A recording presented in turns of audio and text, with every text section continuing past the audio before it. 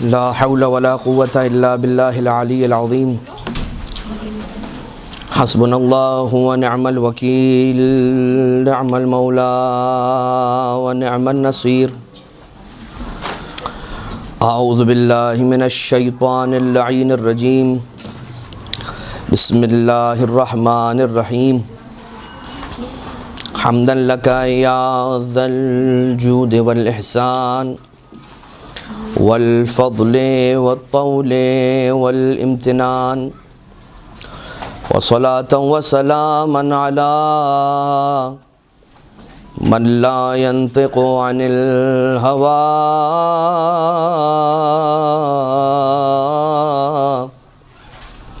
إن هو إلا وحي يوحى. حبیب قلوبنا وشفیع ذنوبنا وطبیب نفوسنا مولانا ومولا الثقلین جد الحسن والحسین ابی القاسم المصطفى محمد. اللهم صل علی محمد.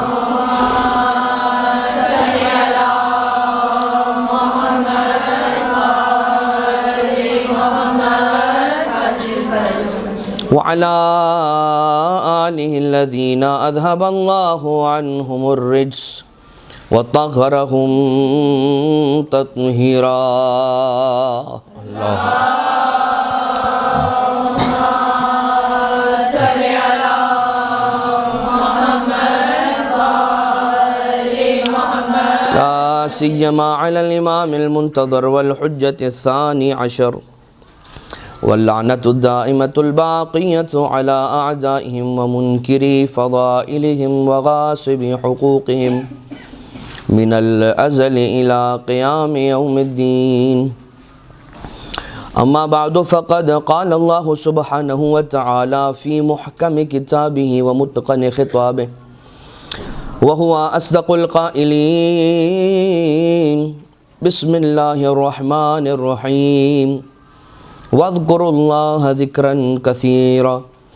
وقال الله تعالى سبحانه وتعالى أيضا: بسم الله الرحمن الرحيم، وما أدراك ما ليلة القدر. درود.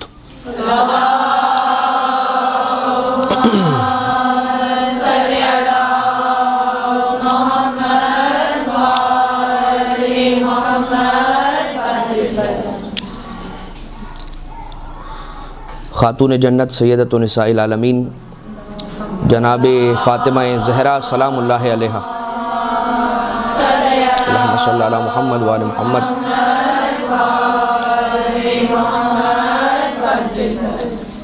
آپ کی حیات طیبہ کے اعتبار سے آپ کے فضائل کو عنوان بنا کر چند عرائض آپ کے سماعتوں کے نظر کرنے کی سعادت کو حاصل کر رہا ہوں، اور کہا جا سکتا ہے کہ آج کے اس درس کا عنوان قرآن قصیدہ سیدہ رکھا جائے. یہ اور بات ہے کہ صرف اور صرف قرآن ہی قصیدہ جناب سیدہ نہیں پڑھتا، بلکہ خود اللہ کا حبیب بھی جناب سیدہ کے قصائد پڑھتا ہوا نظر آتا ہے، اور خود رب ذوالجلال بھی قرآن کریم کی آیتوں کے ذریعے سے جناب سیدہ کے قصائد کو پڑھتا ہے. ملائکہ جناب سیدہ کی تحمید اور ان کی حمد و ثنا کرتے ہیں. بہرحال بات کا آغاز اس نقطے سے کریں گے. قرآن کریم آسمانی کتابوں میں سے ایک آسمانی کتاب، اور قرآن کریم میں اور دیگر آسمانی کتابوں کے اندر جو بہت سارے فروق ہیں، بہت سارے جو فرق ہیں، ان میں سے دو فرق آپ کی خدمت میں عرض کروں گا، اور پھر رب دے کر بات جناب سیدہ سلام اللہ علیہا تک پہنچ جائے گی. پہلا فرق یہ کہ دیگر آسمانی کتابیں جو تھیں وہ معجزہ نہیں تھیں، قرآن کریم اللہ کا معجزہ ہے. دوسری بات یہ، دوسرا فرق یہ قرآن اور دیگر آسمانی کتابوں کے درمیان کہ اللہ تعالیٰ نے اپنے ہر نبی کو، یعنی 4 انبیاء کہ جن پر اللہ نے 4 آسمانی کتابیں نازل کی، 3 انبیاء رسالت مآب کے علاوہ، حضرت عیسیٰ علیہ السلام بھی، حضرت داؤد بھی، حضرت موسیٰ علیہ السلام بھی۔ حضرت موسیٰ علیہ السلام کو کوہ طور پر پروردگار عالم نے بلا کر وہ آسمانی کتاب ان کے حوالے کی۔ حضرت داؤد علیہ السلام کو بیابانوں میں، حضرت عیسیٰ علیہ السلام کو کسی مقام پر بلا کر انجیل پروردگار عالم نے عطا کی۔ یہ بات تھی دیگر آسمانی کتابوں کی، مگر قرآن کریم کا مقام اور اس کی عظمت یہ، اب یہ قرآن کریم کی عظمت کہیے یا رسالت مآب کی عظمت کہیے، یہ خود طے کیجئے گا۔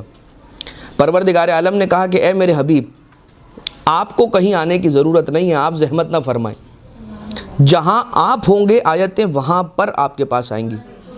اگر آپ گھر میں ہیں تو آیت گھر میں آئے گی، آپ وطن میں ہیں آیت وطن میں آئے گی، آپ سفر میں ہیں آیت سفر میں آئے گی، آپ جنگ میں ہیں آیت جنگ میں آئے گی، آپ غار میں ہیں آیت غار میں آئے گی، آپ عشیر میں ہیں تو آیت عشیر میں آئے گی، اور اگر آپ غدیر میں ہیں تو آیت غدیر میں آئے گی۔ اور آیتیں رسالت مآب کا پیچھا کرتے کرتے رسالت مآب کی خدمت میں آتی چلی گئیں، اور یہ معاملہ اور ماجرا صرف اور صرف آیتوں کا نہیں ہے، بلکہ اللہ نے اپنی ہر نعمت اپنے حبیب کی طرف بھیجی، اور کائنات کی کون سی ایسی نعمت ہوگی کہ جو رسالت مآب کے پاس نہ ہو، جو اللہ نے اپنے حبیب کو نہ بخشی ہو۔ یہ اور باتیں درمیان میں ایک جملہ معترضہ سماعت فرما لیں کہ شاہ ولی اللہ محدث دہلوی اپنی کتاب سر الشہادتین میں لکھتے ہیں، سر الشہادتین یعنی کہ 2 شہادتوں کا راز، اس میں لکھتے ہیں کہ اللہ نے اپنے حبیب کو ہر نعمت عنایت فرمائی جز نعمت شہادت کے، نعوذ باللہ من ذالک، اور کہتے ہیں کہ اللہ نے محروم پھر بھی نہیں رکھا، بالواسطہ یعنی بلا واسطہ، ڈائریکٹلی نہیں دی، بالواسطہ واسطے کے ذریعے سے۔ کنہیں واسطہ بنایا؟ اللہ نے اپنے حبیب کو شہادت کی نعمت بالواسطہ دی، بلا واسطہ نہیں دی، ڈائریکٹلی نہیں دی، انڈائریکٹلی دی۔ کن کے ذریعے سے؟ انہی کے 2 نواسے حسن علیہ السلام اور حسین علیہ السلام کے ذریعے سے۔ اچھا کیسے؟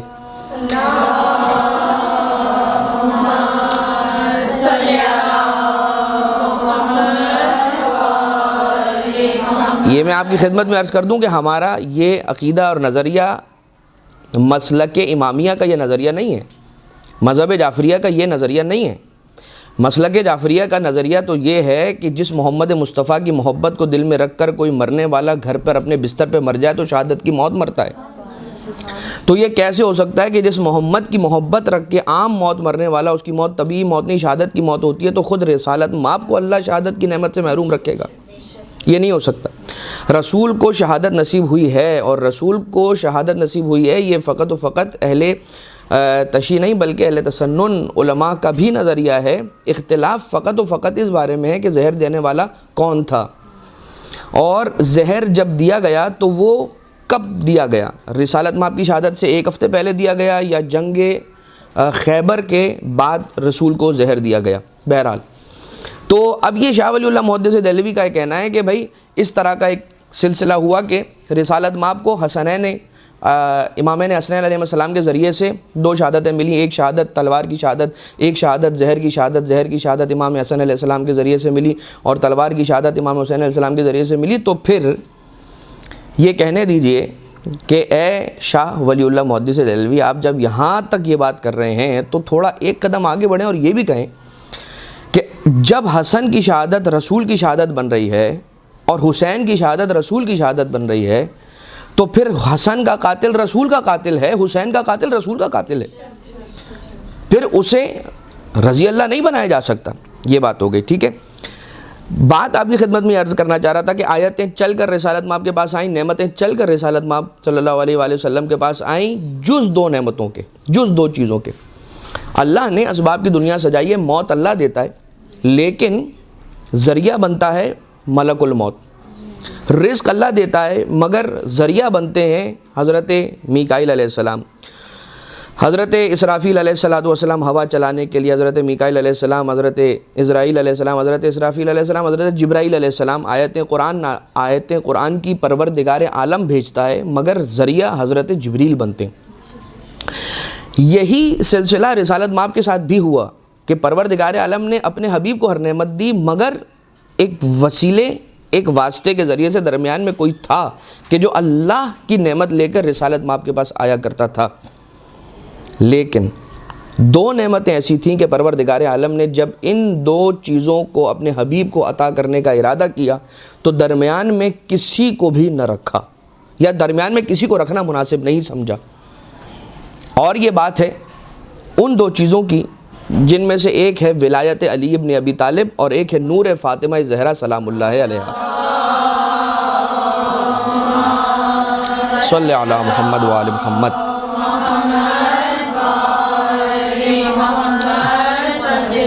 رسالت مآب کا حکم خدا سے 40 دن عبادتیں کرنا، 40 دن روزے رکھنا، 40 راتیں عبادتیں کرنا، اور اس کے بعد اور اس درمیان جناب خدیجہ سلام اللہ علیہا سے دوری اختیار کرنا، اور اس کے بعد رسالت مآب کا معراج کے سفر پر تشریف لے جانا.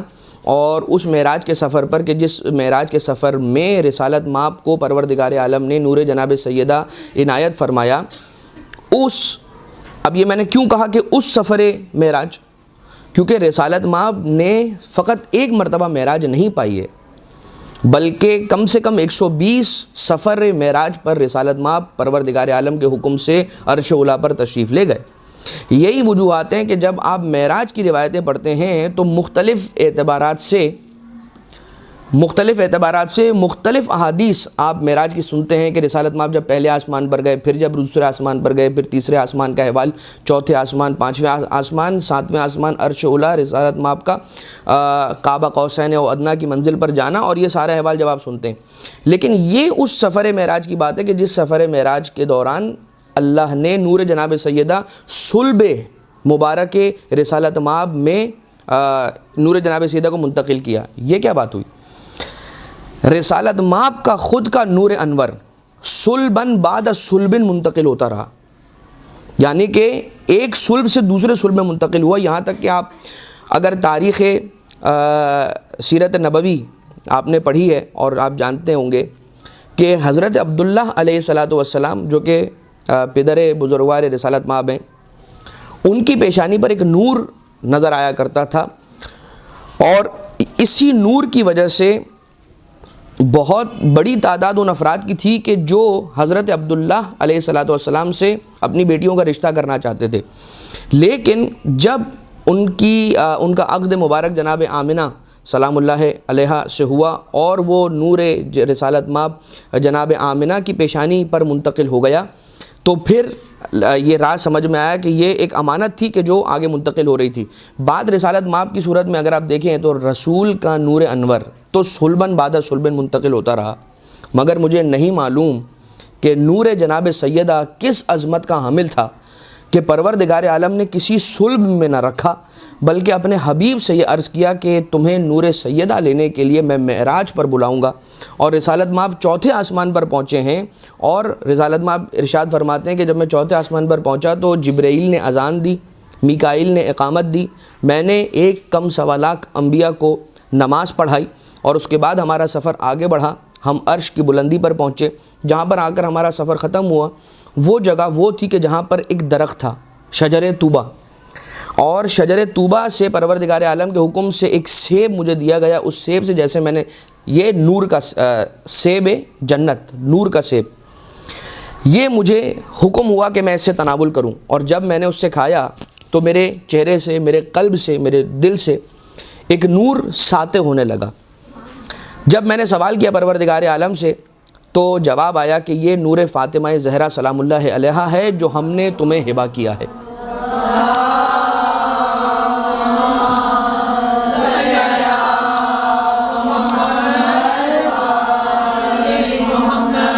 اچھا، یہ تو آپ نے تاریخ میں پڑھا بھی ہوگا کہ یہ واقعات پیش آئے، لیکن یہاں پر میرا ایک سوال ہے کہ اچھا یہاں پر یہ ہوا کہ نور طلوع ہوا رسول کے چہرہ انور سے. بعض روایت کے مطابق رسول اکرم کے سینہ یا تھر سے، قلب مطہر سے نور جناب سیدہ طلوع ہونے لگا، اور اس نور نے عرش کو منور کر دیا.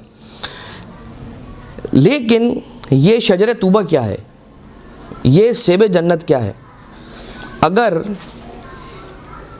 میں سوچنا چاہوں، تصور کرنا چاہوں تو میں زیادہ سے زیادہ کیا تصور کروں گا؟ اگر مجھ سے کوئی کہا جائے کہ سیب جنت کو سکیچ کریں ایک پیپر کے اوپر، کیا سکیچ کریں گے؟ شجر طوبہ کو سکیچ کریں، اس کو بنائیں ایک ورقے کے اوپر، ایک پیج کے اوپر، تو کیا بنائیں گے؟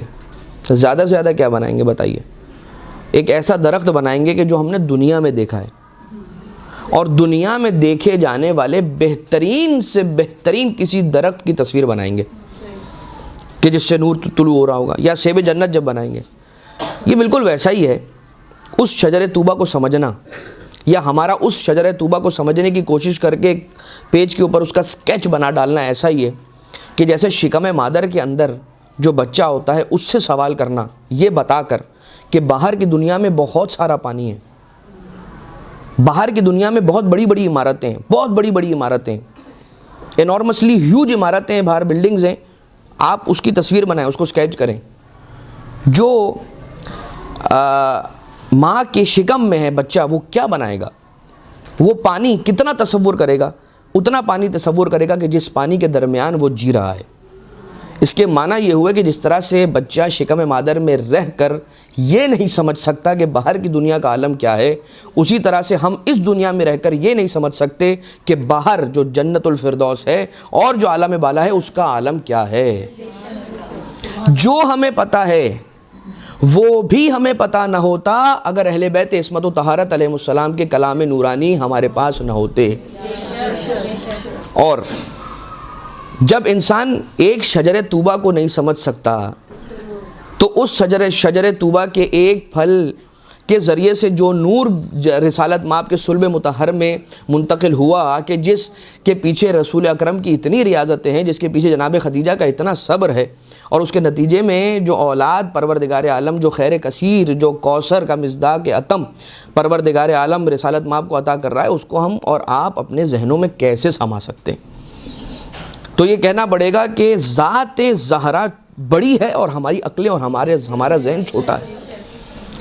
اسی کی دلیل کے لیے میں آپ کی خدمت میں ایک آیت قرآنی پیش کرنا چاہتا ہوں. یقیناً قرآن قصیدہ سیدہ ہے ہمارا عنوان، اور یہ بات آئے گی کہ بسم اللہ الرحمن الرحیم، انا انزلناہ فی لیلۃ القدر وما ادراک ما لیلۃ القدر. ایک شخص صادق آل محمد امام جعفر صادق علیہ السلام کے پاس آیا.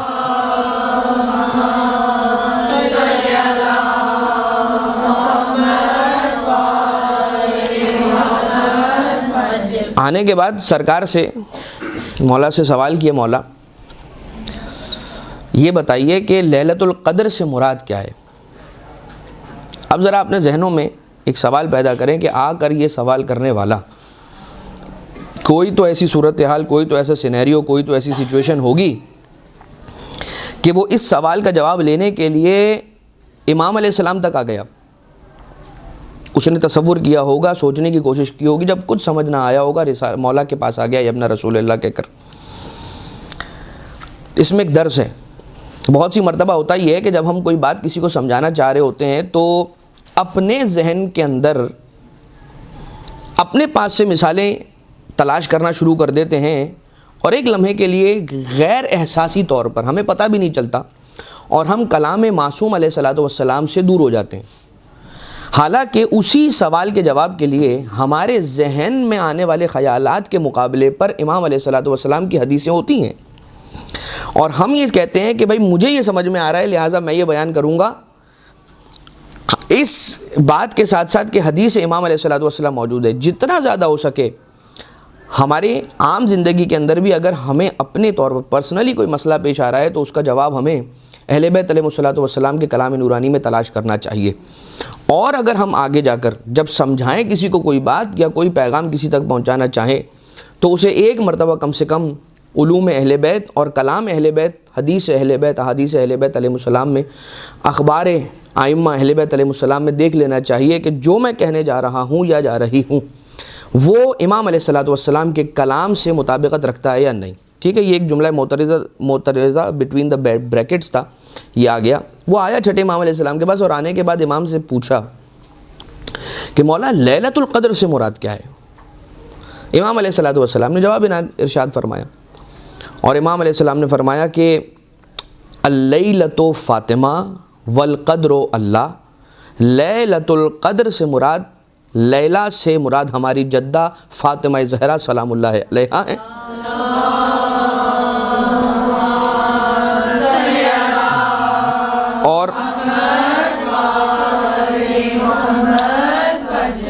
اور القدر، لیلۃ القدر میں القدر سے مراد اللہ ہے۔ اب یہ جو ہے اسے ہم تعویل کہتے ہیں۔ یہ تعویل کیا ہے؟ امام علیہ الصلوۃ والسلام نے اس آیت کے اندر جو پوشیدہ مطلب ہے اسے بیان کیا خود اپنی زبان مبارک سے۔ یہ تفسیر نور الثقلین کے اندر بھی آپ کو مل جائے گا، تفسیر برہان میں بھی مل جائے گا، بہار میں بھی مل جائے گا، تفسیر فرات کوفی کے اندر بھی مل جائے گا۔ بہار کی 42ویں جلد ہے، صفحہ نمبر 105 پر یہ حدیث موجود ہے، پوری حدیث ہے جس کی میں عربی ابھی آپ کی خدمت میں تلاوت کرنے لگا ہوں۔ امام علیہ الصلوۃ والسلام نے اب جو یہ بیان کیا کہ اس آیت کے اندر لیلۃ القدر سے مراد اللیلۃ فاطمہ والقدر اللہ، ٹھیک ہے؟ اب یہ جو مولا کا بیان کیا ہوا جملہ ہے نا، اس جملے کو قرآن کریم کی آیت کے اندر فٹ کیجئے۔ وما ادراک ما لیلۃ القدر، لیلہ فاطمہ، القدر اللہ، وما ادراک ما لیلۃ القدر، وما ادراک ما فاطمۃ اللہ، یعنی اور تم کیا جانو کہ اللہ کی فاطمہ کیا ہے، اور تم کیا جانو کہ اللہ کی فاطمہ کیا ہے۔ یہاں پر استفہام ہے نا، استفہام یعنی کہ سوال، طلب فہم۔ یہ استفہام کی قسمیں ہیں۔ یہ استفہام کی کون سی قسم ہے؟ یہ ہے استفہام کی قسم جسے کہا جاتا ہے استفہام انکاری۔ استفہام انکاری کا معنی کیا ہے؟ اور تم کیا جانو کہ لیلۃ القدر کیا ہے، حل جزاء الاحسان الا الاحسان، کیا احسان کا بدلہ احسان کے علاوہ اور کچھ ہے؟ یہ بھی استفہام انکاری کا جملہ ہے۔ اس کے معنی کیا ہوا ہے کہ احسان کا بدلہ احسان کے علاوہ اور کچھ بھی نہیں ہے۔ وما ادراک ما لیلۃ القدر، اور تم کیا جانو کہ اللہ کی فاطمہ کیا ہے، یعنی کہ تم نہیں جانتے کہ اللہ کی فاطمہ کیا ہے۔ ایک بات یہ تو ہو گیا دعویٰ، لیکن پھر دعوت بھی ہے اگلی آیت کے اندر، لیلۃ القدر خیر من الف شہر۔ دیکھو اگر تم سمجھنا چاہتے ہو نا، لیٹس ٹرائی کرتے ہیں، کوشش کر کے دیکھ لو۔ وما ادراک ما لیلۃ القدر، اور تم کیا جانو کہ اللہ کی فاطمہ کیا ہے، لیلۃ القدر خیر من الف شہر۔ قدر کی جو ایک رات ہے نا وہ 1000 مہینوں کے برابر نہیں، 1000 مہینوں سے افضل ہے۔ اچھا 1000 مہینوں سے افضل ہے۔ 1000 مہینوں کو اب ہمارا معاشرہ، ہم لوگ جس انداز سے اپنی زندگیاں گزارتے ہیں، اس طرح کے حساب و کتاب کی چیزیں ہمیں بڑا جلدی اٹریکٹ کرتی ہیں۔ اسی سے اگر ہم ظاہر مطلب سے اگر ہم سمجھنا چاہیں، کیا آپ نکالیں گے 1000 مہینے کتنے انسانی زندگی کے سال کے برابر بنتے ہیں؟ 83.3 ایئرس، 1000 سال یعنی کہ 83 سال، تقریباً 83 سال انسانی زندگی کے۔ آج کل کے دور میں انسان کتنا زندہ رہتا ہے؟ 60 سال، بہت زندہ رہ گیا 70 سال، بہت زندہ رہ گیا 75 سال، 80 سال۔ پروردگار عالم نے یہ نہیں کہا کہ 1000 مہینوں کے برابر ہے، کہا 1000 مہینوں سے افضل ہے۔ اور کتنا افضل ہے اس کی کوئی حد نہیں ہے۔ گویا یہ سمجھ لیجئے کہ انسانی زندگی ایک طرف، لیلۃ القدر ایک طرف، ساری زندگی بھی کوشش کرتے کرتے انسان مر جائے گا مگر ذات فاطمہ زہرا کو سمجھ نہیں سکتا، جو حق معرفت جناب سیدہ ہے اس تک نہیں پہنچ سکتا۔ وہی جملہ میں عموماً یہ کہا کرتا ہوں، ابن ابی الحدید معتزلی نہج البلاغہ کی شرح کرنے والے، جن کا تعلق ہمارے مسلک سے نہیں ہے، اور ان کا تعلق ہمارے مسلک سے نہ ہونے کے بعد جو انہوں نے فضائل مولا کائنات علیہ السلام کا اعتراف اپنی اس شرح کے اندر کیا ہے، وہ پڑھنے کے لائق ہیں۔ اور دشمنان مولا کائنات علیہ السلام کے احوال کو جو انہوں نے اپنی شرح کے اندر بیان کر دیا ہے، وہ پڑھنے کے قابل ہے۔ یہی وجہ ہے کہ غیر ہو کر بھی امام علیہ السلام کی فضیلت کا اعتراف کرنے والا ابن ابی الحدید معتزلی، امام علیہ السلام کی شان میں قصیدہ عینیہ لکھنے والا، کہ جس قصیدے کو مولا کے حرم کے گنبد کے چاروں طرف لکھا گیا ہے، آج یہ ثابت کرنے کی کوشش کی جا رہی ہے کہ وہ شیعہ تھا، حالانکہ اس بات میں کوئی حقیقت نہیں ہے۔ بات صرف اور صرف بری یہ لگتی ہے کہ یہ غیر ہو کر بھی علی ابن ابی طالب علیہ السلام کی فضیلت کا اقرار کیوں کر رہا ہے۔ یہ بات اس کی نہیں ہے، یہ بات پروردگار عالم کی ہے، جس کی زبان سے چاہے حق کو جاری کروا دیا کرتا ہے۔ یہ پروردگار عالم کا نظام ہے۔ خیر، ابن ابی الحدید معتزلی نے کیا کہا کہ میں نے نہج البلاغہ کی شرح لکھتے ہوئے نہج البلاغہ کو بہت سی مرتبہ پڑھا. کوئی کہتا ہے 22 مرتبہ پڑھا, کوئی کہتا ہے 200 مرتبہ پڑھا, بہرحال بہت زیادہ پڑھا. اور پڑھ کر نہج البلاغہ امام علی کا کلام پڑھ کر میں نے علی ابن ابی طالب کو سمجھ لیا. ابن ابی العتید معتزلی صاحب, آپ نے سمجھ لیا, بتائیے کہ آپ کی کیا فائنڈنگز ہیں, آپ کا کیا کنکلوژن ہے. کہا کہ میں نے سمجھ لیا کہ ذات علی ابن ابی طالب کو سمجھنا ناممکن ہے. وہی والا جملہ کہ ذات علی بڑی ہے, ہماری عقلیں چھوٹی ہیں, تو پھر کیا کریں, چھوڑ دیں؟ نہیں, اللہ نے اسی لیے ان کے ذکر کو عبادت قرار دے دیا کہ اب ان کا ذکر بھی کرو گے نا تو تمہارے نامہ اعمال میں عبادت کا ثواب لکھا جاتا رہے گا. لہٰذا یہ سوچ کر کہ ان کی کنہ حقیقت تک پہنچنا ناممکن ہے, ان کے ذکر کو کرنا بند نہ کر دینا, اس لیے کہ جب تم ان کا ذکر کرو گے پروردگار عالم خوش ہوگا, پروردگار عالم خوش ہوگا تو تمہارے نامہ اعمال کے اندر عبادت خدا کا ثواب لکھا جاتا رہے گا. اور یہ بات بھی آپ آج سن لیجئے اب جب موقع ہے, اور میں یہ ساری باتیں جو بیان کر رہا ہوں تو ایک جملہ اور سن لیجئے. عموماً کہا جاتا ہے کہ وہی آپ ریپیٹ کرتے ہیں, یعنی وہی فاطمہ فاطمہ فاطمہ کرتے ہیں آپ, وہی حسین حسین حسین کرتے ہیں, وہی علی علی علی کرتے ہیں علیہم الصلاۃ والسلام. تو چھوڑ دو ذکر علی کہ یہ ذکر پرانا ہو گیا. یہ ذکر پرانا نہیں ہوا اسی طرح سے جس طرح سے کعبہ پرانا نہیں ہوا, قرآن کریم کی آیتیں پرانی نہیں ہوئیں, اللہ کا قانون پرانا نہیں ہوا. آپ مجھے یہ بات بتائیے, سورج روزانہ اگتا ہے نا, ہر روز سورج اگتا ہے. کوئی کہتا ہے کہ یہ سورج جو آج اگا ہے یہ وہی سورج جو کل اگا تھا, ہے ایسا ہی, لیکن ہر دن ایک نئی روشنی لے کر آتا ہے. اسی طرح سے ہر بار جو ذکر امام علی علیہ السلام کرتے ہیں, ذکر اہل بیت ہر بار جو ہم ذکر کرتے ہیں, یہ ایک نئی ایمان کی تازگی کو لے کر آتا ہے ہمارے لیے. بالکل اس طرح سے کہ جیسے الوضوء علی الوضوء النور علی النور کالنور علی النور, یعنی ایک وضو انسان نے کیا ہوا ہے, کیا ضرورت ہے اس کو ایک اور وضو کرنے کی, لیکن حدیث امام علیہ الصلوۃ والسلام ہے کہ ایک وضو پر ایک اور وضو کرنا بالکل ایسا ہے کہ جیسے ایک نور کے اوپر ایک اور نور کا اضافہ کرنا. بالکل اسی طرح سے ایک سال علی کا ذکر کیا, اگلے سال پھر سے علی کا ذکر کرنا نور پر نور کا اضافہ ہے. درود بھیجیے گا سارے مل کر محمد علیہ.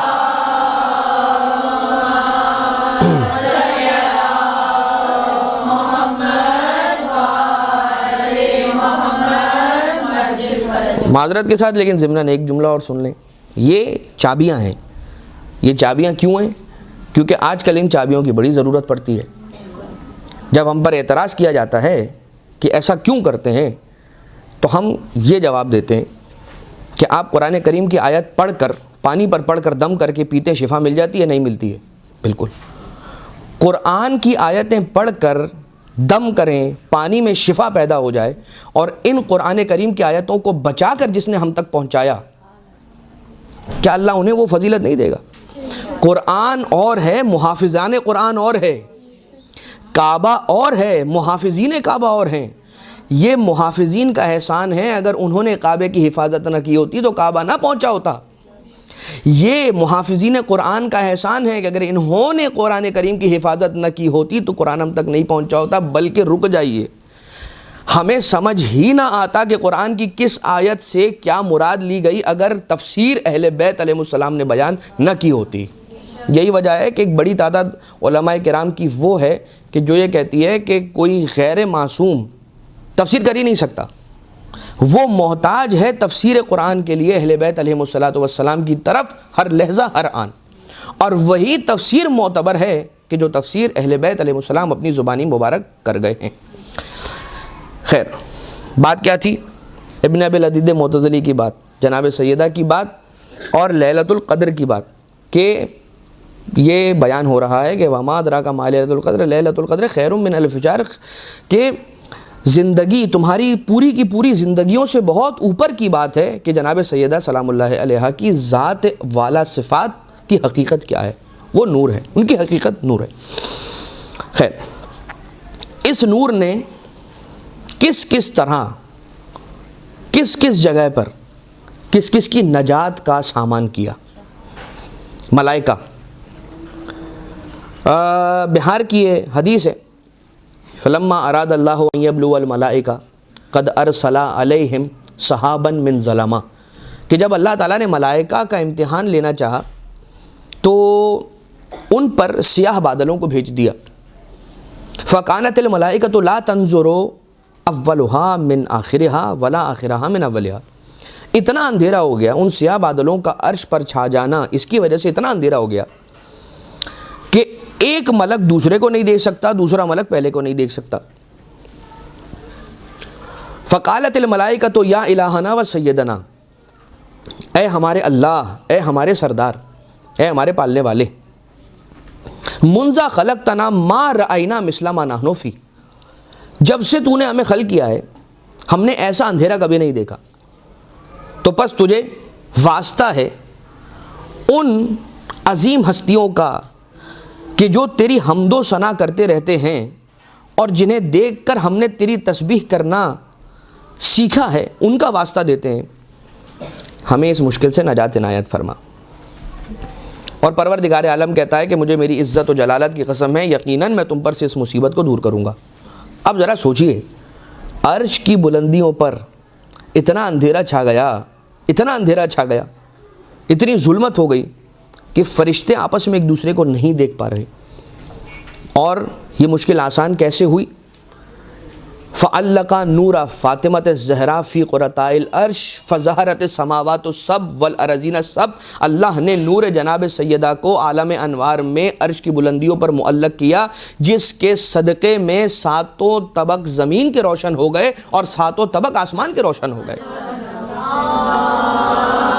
اللہم صلی علی محمد وآل محمد.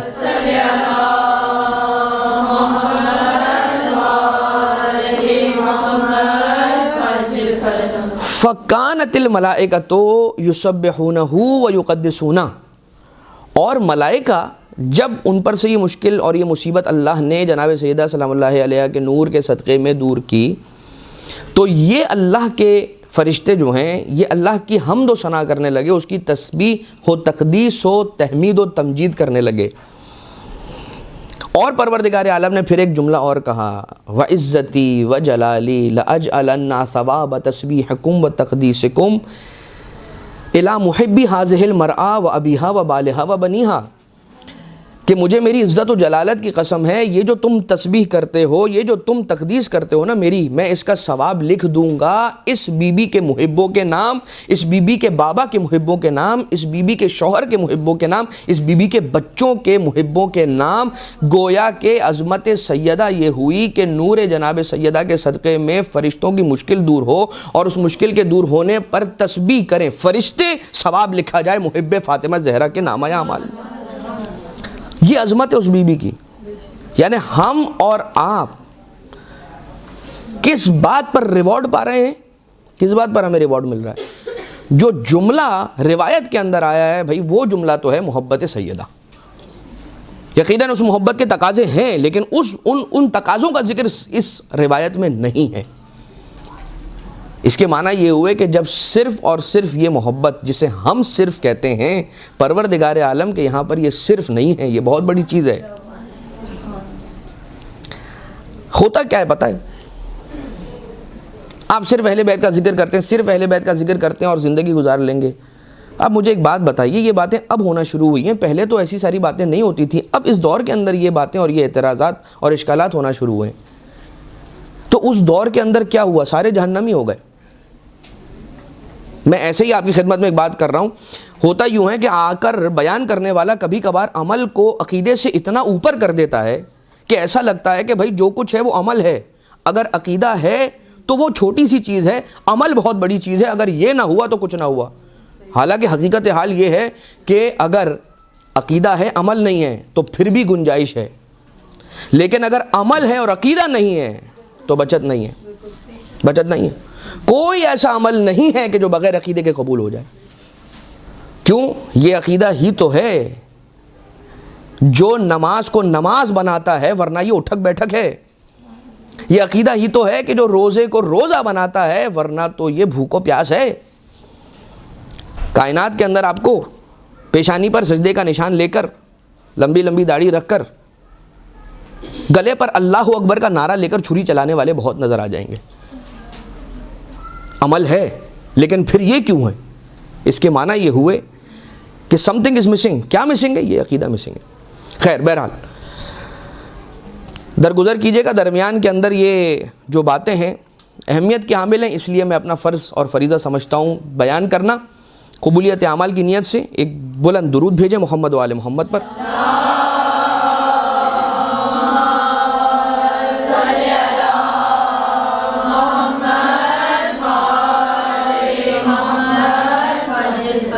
محبت سیدہ رکھنے کا یہ نتیجہ ہے کہ فرشتے کریں گے حمد و ثنا اللہ کی، لکھا اس کا ثواب جائے گا اہل بیت کے محب و جناب سیدہ کے محبوں کے نام. ٹھیک، یہ عالم ہو گیا ملائکہ کے ساتھ. پروردگار عالم کی اس کنیز جناب سیدہ سلام اللہ علیہا نے کیسے ملائکہ کو نجات بخشی عالم انوار میں.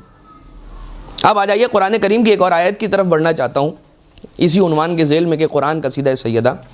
بسم اللہ الرحمن الرحیم. فتلقى آدم من ربه کلمات فتاب علیہ انہ هو التواب الرحیم. سورہ بقرہ کی آیت نمبر 37 ہے غالباً. حضرت آدم علیہ السلام فتلقى آدم من ربه، القاء کیے گئے یا القاء کیا اللہ نے حضرت آدم کو کلماتن، کچھ کلمات. فتاب علیہ، تو ان کلمات پر حضرت آدم علیہ السلام نے توبہ کی. توبہ کس بارے میں؟ طلب مغفرت کس بارے میں؟ اس ترک اولا کی پاداش کے حوالے سے کہ جس کو بیان کیا جاتا ہے شجرہ ممنوعہ کے قریب جانا. حضرت آدم علیہ السلام 40 سال تک دعائے مغفرت کرتے رہے، توبہ کرتے رہے، دعا قبول نہ ہوئی. حضرت آدم علیہ السلام جیسے معمول میں اللہ سے ربنا ظلمنا انفسنا وان لم تغفر لنا وترحمنا لنکونن من الخاسرین کہا کرتے تھے، کہہ رہے ہیں. اور ایک دن جناب جبریل آئے اور یہ کلمات اللہ کی جانب سے انہیں تعلیم کیے گئے کہ جن کے واسطے سے حضرت آدم علیہ السلام کو توبہ کرنے کا حکم دیا گیا. گویا زبان حال سے اللہ یہ سمجھانا چاہ رہا ہے کہ اے آدم آپ دعا تو کر رہے ہیں مگر وسیلہ نہیں بنا رہے. اب قرآن کریم کی وہ آیت وابتغوا الیہ الوسیلہ، اس تک وسیلوں کو تلاش کرو، یعنی کہ وسیلے اللہ نے رکھے ہیں اور ان وسیلوں کو تلاش کرنے کا حکم ہے. اور یہاں پر اللہ تعالیٰ وسیلے بیان کر رہا ہے اپنے نبی حضرت آدم ابو البشر علیہ السلام کو واسطے اور وسیلے تعلیم فرما رہا ہے ان کلمات کے ذریعے سے. اب متفق علیہ یہ روایت ہے کہ وہ نام آپ سب جانتے ہیں، پنجتن پاک علیہ السلام کے نام ہے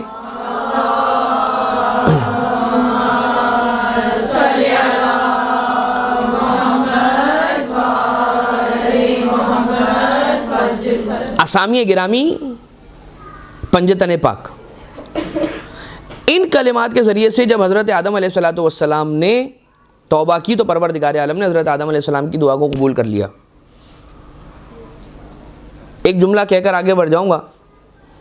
جب آدم بغیر وسیلہ نام سیدہ کے نہ بخشے جائیں تو آدمی کی کیا حیثیت ہے؟ جب آدم نہ بخشے جائیں، جب آدم محتاج ہوں کلمات کی جانب، ان کلمات کے جس کے اندر ایک نام سیدہ کا بھی ہے، تو جب آدم ان کی جانب مفتقر ہیں تو پھر ہم اور آپ جو آدمی ہیں ان کی کیا حیثیت ہے؟ نور. اچھا ایک درود بھیجیں مل کر محمد و آل محمد پر.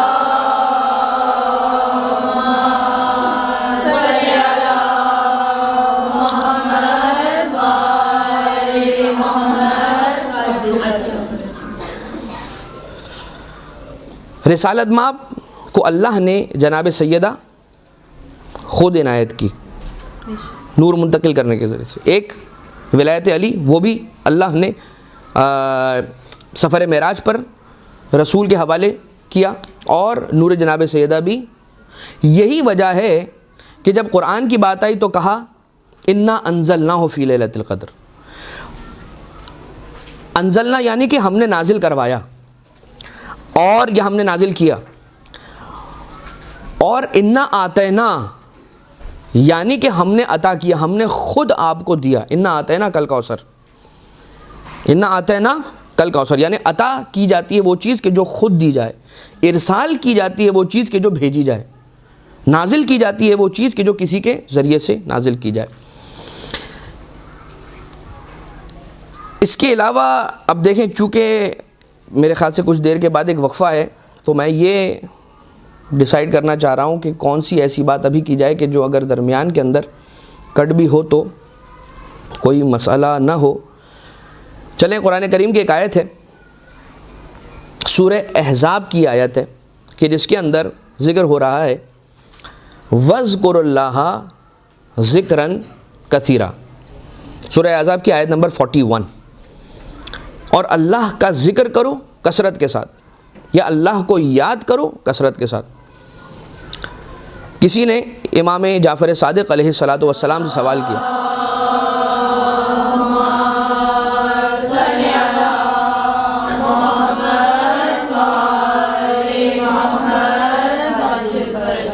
سوال کیا مولا سے کہ مولا اس آیت کا مصداق کیا ہے؟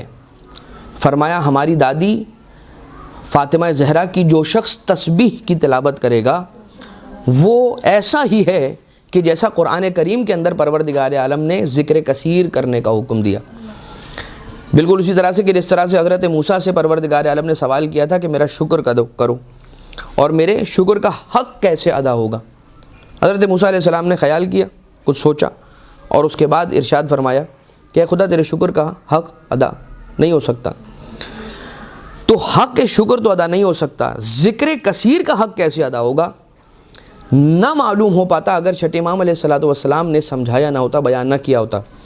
اور یہ جو تسبیح ہے اس وقت رسالت مآب نے اپنی اس بیٹی کو عنایت فرمائی کہ جب جناب سیدہ تشریف لے کر آئی ہیں اور اپنے گھر کے کاموں کی مشقت کے پیش نظر اپنی مدد کے لیے ایک کنیز کا سوال رکھا اپنے بابا کے سامنے۔ تقاضا کیا ہے بیوی کا؟ مجھے کنیز دے دیجیے جو میرے ساتھ گھر کے کاموں میں میری ہیلپ کر سکے۔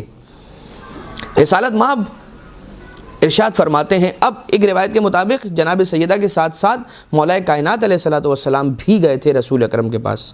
ایک روایت کے مطابق جناب سیدہ نے پرسنلی یہ بات کی تھی، لیکن رسالت مآب نے یہ کہا الا اعلمکی خیرا مما سألتنی یا سألتنی، کہ کیا تم یہ پسند نہیں کرو گی کہ جو سوال تم نے رکھا ہے اس سے بہتر کوئی چیز میں تمہیں دے دوں یا اس سے بہتر کوئی چیز سکھا دوں؟ اور اس کے بعد جناب سیدہ نے کہا کہ بالکل اے میرے بابا سکھائیے، اعمال صدوق کے اندر یہ روایت کے اندر موجود ہے۔ اور پھر رسالت مآب نے اپنی بیٹی کو یہ تسبیح تعلیم فرمائی کہ جس کی فضیلت بہت زیادہ ہے، ذکر کثیر جس کا مصداق ہے 34 مرتبہ اللہ اکبر، 33 مرتبہ الحمدللہ اور 33 مرتبہ سبحان اللہ۔ لیکن اس تسبیح کی فضیلت کیا ہے؟ اہل بیت علیہ الصلوۃ والسلام کی نگاہوں میں یہ تسبیح جناب سیدہ کیا حیثیت اور کیا مقام رکھتی ہے وہ سماعت فرما لیں۔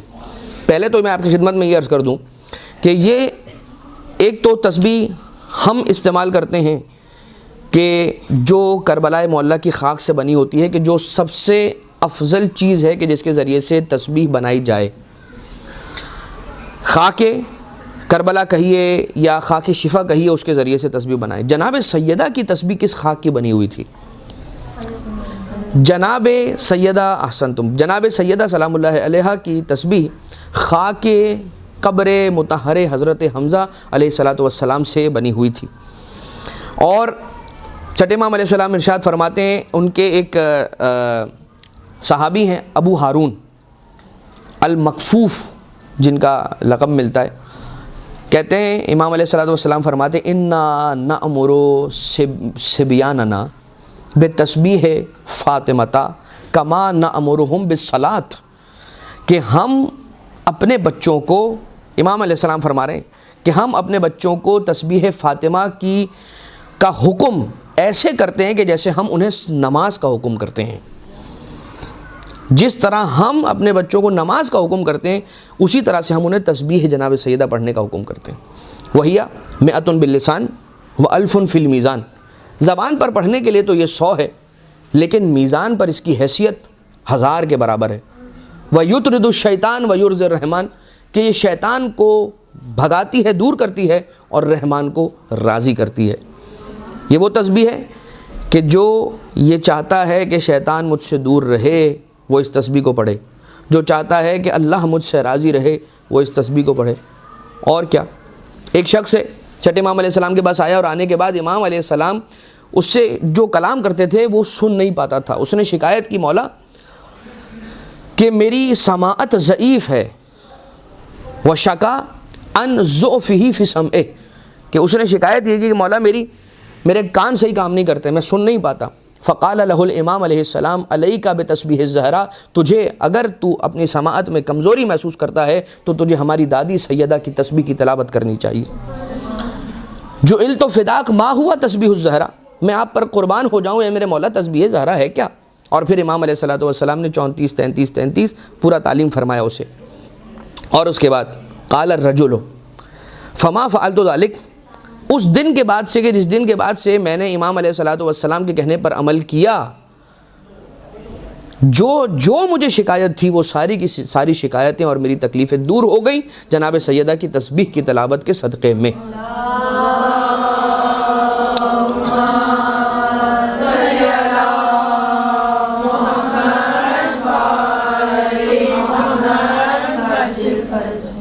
اور امام علیہ السلام ہی کی ایک حدیث ہے کہ جس کے اندر امام یہ ارشاد فرماتے ہیں مولا کہ اسے پروردگار عالم 2 براعتیں عطا کرتا ہے، یعنی کہ 2 نجات عنایت کرتا ہے۔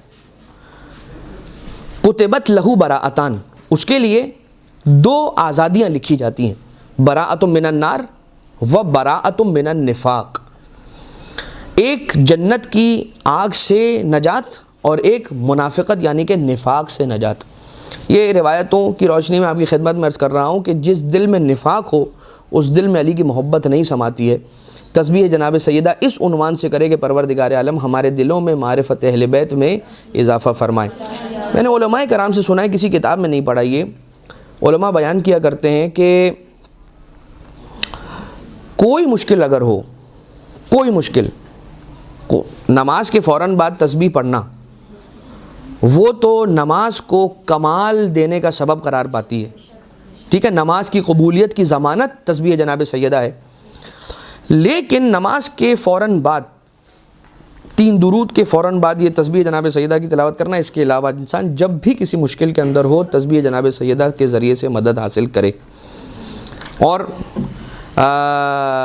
پھر چھٹے امام علیہ السلام ہی کی ایک حدیث ہے کہ جو فلاح السائل کے اندر بھی آئی ہے اور دیگر کتب کے اندر بھی مل جاتی ہے کہ امام علیہ السلام فرماتے ہیں کہ من سبح تسبیح الزہرا قبل ان یبسط رجلہ، اس سے قبل کہ وہ اپنا پہلو بدلے نماز ختم ہونے کے بعد تسبیح جناب سیدہ کی اگر اس نے تلاوت کی من صلاۃ الفریضہ یعنی واجب نماز کے بعد اگر وہ جناب سیدہ کی تسبیح کی تلاوت اس طرح سے کرے کہ اپنا پہلو بدلنے سے پہلے تسبیح کی تلاوت کرے تو غفر اللہ لہ، اللہ تعالیٰ اس کی مغفرت فرماتا ہے۔ اور میں نے ایک حدیث کے اندر یہ بھی لکھا ہوا دیکھا وجبت لہ الجنہ، کہ پروردگار عالم اس کے لیے جنت کو واجب قرار دے دیتا ہے۔ اور یہ آخری حدیث تسبیح جناب سیدہ کی فضیلت کے اعتبار سے کہ تسبیح فاطمہ احب الیہ من صلاۃ 1000 رکعۃ من کل یوم، نماز دن میں 1000 رکعت پڑھی جائے، اور اگر یہ نہ پڑھی جائے اور صرف ایک جناب سیدہ سلام اللہ علیہا کی تسبیح پڑھ لی جائے تو امام صادق علیہ السلام فرماتے ہیں کہ میرے لیے یہ زیادہ پسندیدہ ہے کہ انسان 1000 رکعت نہیں پڑھے تو نہ پڑھے، لیکن ایک مرتبہ تسبیح جناب سیدہ کی تلاوت کرے، ثواب الاعمال کی یہ روایت ہے۔ آپ سارے مل کر ایک درود بھیجیں محمد و آل محمد پر۔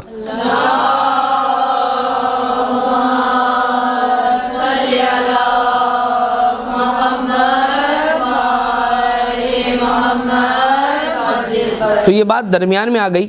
ایک حدیث ہے اصول کافی میں، جلد نمبر 1 اور صفحہ نمبر 441 ہے،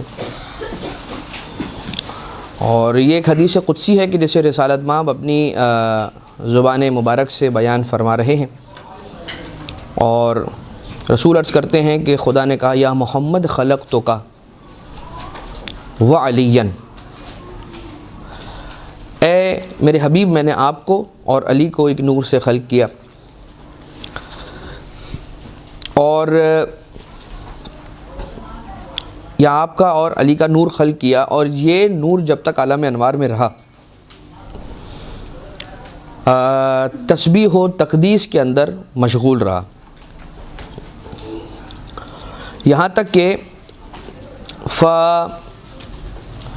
اس نور کو جو نور رسالت مآب اور مولا کائنات ہے، پروردگار عالم نے اس نور کے دو ٹکڑے کیے.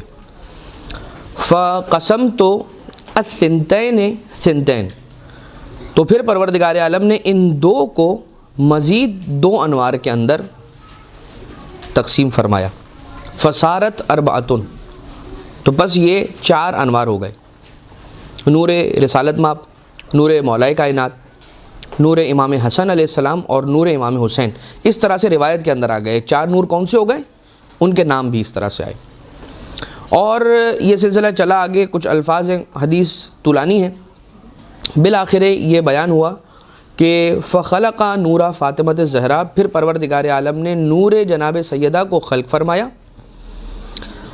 وَأَفْضَى نُورَهُ فِينَا، اور پھر پروردگار عالم نے جناب سیدہ سلام اللہ علیہا کے نور کو ہم چاروں کے انوار کے اندر ضم کر دیا یا اس میں پھیلا دیا. اب جیسے میں نے آپ کی خدمت میں کہا تھا نا کہ شجرہ طوبہ کیا ہے، ہم کیا سمجھ سکتے ہیں، ہماری کیا حیثیت کہ ہم سمجھ سکیں کہ شجرہ طوبہ کیا ہے، بالکل اسی طرح سے یہ جملہ کیا ہے، وَأَفْضَى نُورَهُ فِينَا یا نورہا فینا. پھر پروردگار عالم نے نور جناب سیدہ کو ہم چاروں کے انوار میں پھیلا دیا. اس طرح سے اب یہ میرے جملے کہ اب محمد کے نور میں بھی نور زہرا ہے، علی کے نور میں بھی نور زہرا ہے، حسن کے نور میں بھی اور حسین علیہ السلام کے نور میں بھی. اسی سے سمجھ میں آتا ہے کہ جب تحت قصہ تعارف پنجتن کی بات آئی ہے تو پروردگار عالم نے حضور کے ذریعے سے نہیں، مولا کائنات کے ذریعے سے نہیں، امامین حسنین علیہ السلام کے ذریعے سے نہیں، بلکہ جب تعارف پنجتن کی بات آئی ہے تو کہا ہم فاطمۃ و ابوہا و بالہا و بنوہا، کہ فاطمہ ہے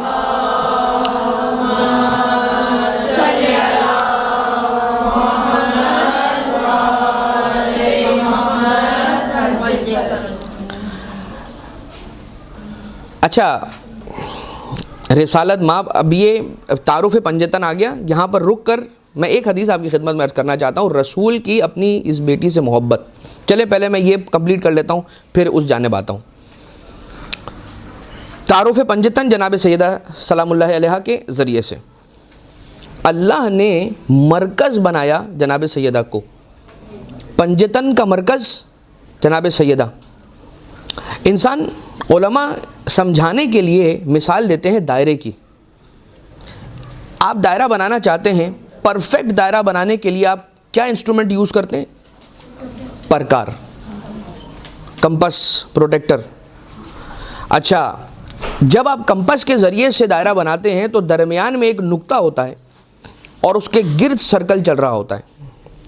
اور یہ جو سرکل ہوتا ہے نا، یہ صرف سرکل ایک لائن نہیں ہوتی ہے کہ جو گرد گھوم رہی ہوتی ہے ایک پوائنٹ کے، بلکہ یہ سینکڑوں پوائنٹس ہوتے ہیں کہ جو مل کر ایک سرکل تشکیل دیتے ہیں. آپ دیکھ لیجئے یہ جو سرکل کے جتنے پوائنٹس ہیں، مرکز سے پوائنٹ تک کا فاصلہ جتنے سینکڑوں پوائنٹس ہیں، ہر پوائنٹ سے مرکز کا فاصلہ برابر ہے.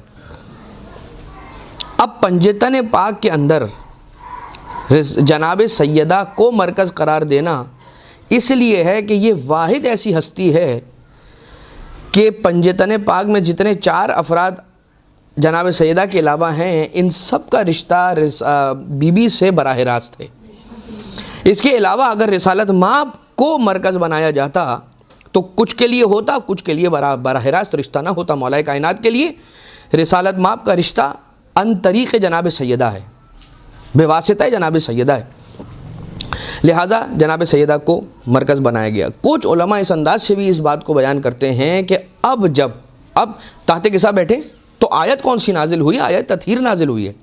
یہ آیت تطہیر کا جو نزول ہے یہ بھی شان جناب سیدہ سلام اللہ علیہا کی ایک دلیل ہے. رسالت مآب یعنی پنجتن پاک علیہ السلام اور جناب سیدہ کی شان میں، بلکہ بالعموم اہل بیت علیہ السلام کی شان میں آیت تطہیر کا نازل ہونا یہ ثابت ہے.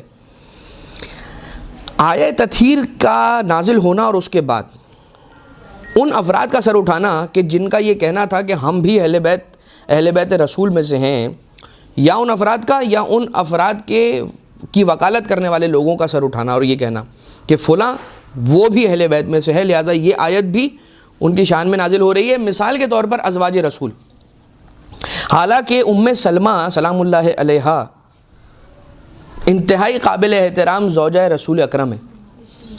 جب تحت کسا جمع ہوئے ہیں پنجتن پاک، ام سلمہ سلام اللہ علیہا نے چادر کے نیچے آنے کی خواہش کا اظہار کیا. رسالت مآب نے منع کیا اور دل نہ ٹوٹے جناب ام سلمہ کا، لہٰذا ایک جملہ اور ساتھ میں کہا، انتی فی الخیر. آپ کبھی پشیمان یا غمناک نہ ہوئیے گا کہ جو تحت کسا ہیں انہیں فضیلت تو حاصل ہے اور جو تحت کسا نہیں ہیں انہیں فضیلت حاصل نہیں. آپ کی فضیلت اپنی جگہ ہے، لیکن جو تحت کسا جمع ہوئے ہیں یہ خاص افراد ہیں. انتی علی الخیر، آپ خیر پر ہیں، لیکن خیر پر ہونے کے باوجود بھی آپ زیر چادر کسا نہیں تشریف لا سکتی. اس کے معنی یہ ہوئے کہ اگر کل کو کوئی آ کر یہ کہے کہ میں بھی اہل بیت سے ہوں اس لیے کہ میرا رسول سے یہ تعلق ہے، تو اس سے یہ نہ پوچھیے گا کہ تمہارا رسول سے کیا رشتہ تھا، پوچھیے گا تمہارا سیدہ سے کیا رشتہ تھا. یعنی اللہ تعالی جناب سیدہ کو طہارت کی صنعت کے لیے مرکز قرار دے رہا ہے.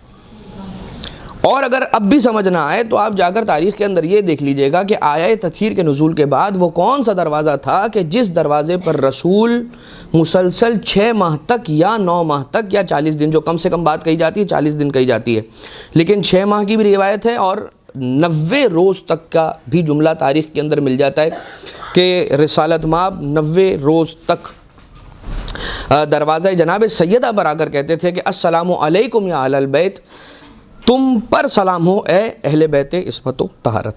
تو جس دروازے پر رسول کھڑے نظر آئیں سمجھ لیجئے گا وہی ہیں کہ جو مصداق اہل بیت علیہ الصلوۃ والسلام ہیں، جن کے پاک کیے جانے کا اعلان اللہ نے کیا. اور ایک لطیف نکتہ اس کے اندر، اس آیہ تطہیر کے اندر یہ بھی بیان کیا جاتا ہے کہ یہ نہیں کہا گیا کہ یطہرکم تطہیرا، آپ کو دور رکھے گا.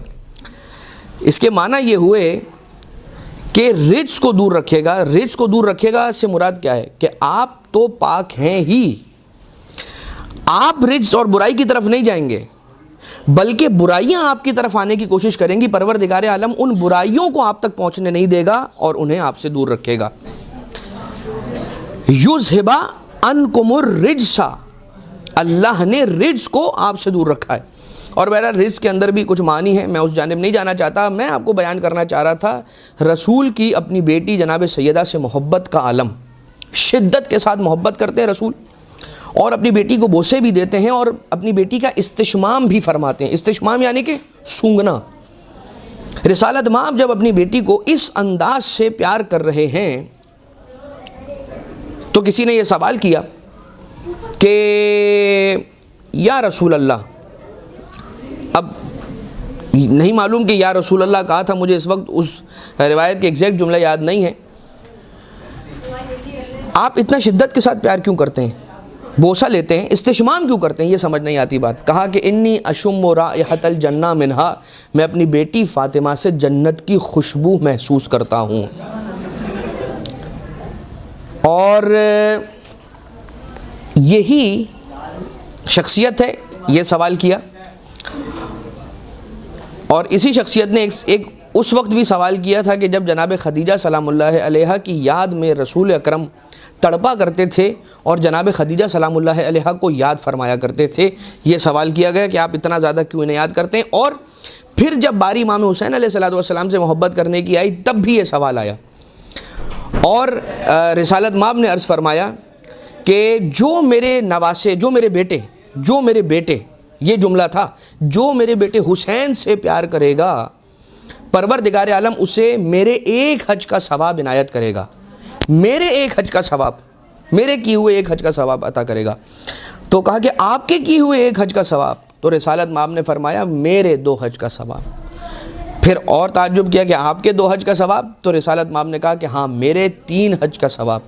تعجب بڑھتا گیا، ثواب کا ذکر بڑھتا گیا، یہاں تک کہ رسالت مآب نے 90 حجوں کا ثواب بیان کیا کہ جو میرے حسین سے محبت رکھے گا خدا تعالیٰ اسے میرے 90 حجوں کا ثواب عنایت کرے گا. گویا رسالت مآب کو اس شخصیت کا فضیلت حسین میں شک کرنا پسند نہیں آیا. یہ ایک بات ہو گئی. آپ ان روایات کو اپنے ذہنوں کے اندر لے کر آئیے کہ جن کے اندر رسالت مآب کے بیٹے قرار دیے گئے ہیں امام حسین علیہ السلام اور امام حسن علیہ السلام. ایک جنگ کے اندر محمد حنفیہ حملہ کرتے تھے، لیکن جب دشمن سے مقابلہ نہ کرنے کی وجہ سے آپ کے قدم ذرا سے پیچھے ہٹتے تھے تو مولا کائنات علیہ السلام نے محمد حنفیہ کو واپس بلایا اور پھر امام حسن مجتبیٰ علیہ السلام کو بھیجا. اور پھر جب امام حسن علیہ السلام میدان میں اترے ہیں جنگ کے لیے تو ان کے قدم لڑکھڑاتے نہیں تھے، بلکہ ثبات قدمی کے ساتھ امام حسن مجتبیٰ علیہ السلام دشمن کی فوجوں کا مقابلہ کرتے تھے. اور جب سرفراز ہو کر اس جھڑپ کے اندر سرفراز ہو کر امام حسن علیہ السلام واپس آئے تو محمد حنفیہ رشک کرتے ہوئے اپنے بھائی امام حسن علیہ السلام کی جانب دیکھتے تھے. مولا کائنات علیہ السلام نے وہیں پر یہ جملہ ارشاد فرمایا کہ اے محمد حنفیہ، اپنا مقابلہ حسن سے کرنے کی کوشش نہ کرنا، اس لیے کہ تم میرے بیٹے ہو اور حسن رسول خدا کا بیٹا ہے.